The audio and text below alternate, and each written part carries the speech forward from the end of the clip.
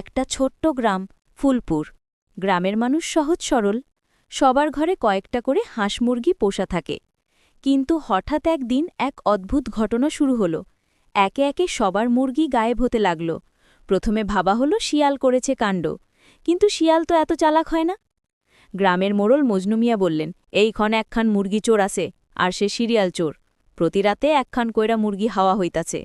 এই কাণ্ড তদন্ত করতে নেমে পড়ল গ্রামের দুই দস্যি বাচ্চা, রাজুয়া আর তার বান্ধবী ঝুমা। ওরা ঘোষণা দিল, আমরাই ধইরা ফেলুম এই মুরগি চোর সিরিয়ালকে।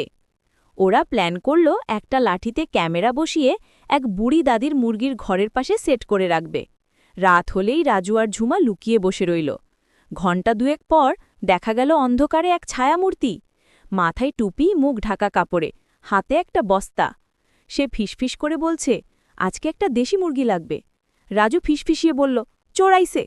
চোর মুরগিটা তুলে বস্তায় ঢুকাতেই ঝুমা চিৎকার করে উঠল, আরে ধৈর্য, মুরগি চোর! চোর দৌড় দিল। রাজু পেছনে ছুটে গেল। হঠাৎ চোর হোঁচটেকিয়ে পড়ে গেল, মুখের কাপড় সরে গেল। সবাই অবাক।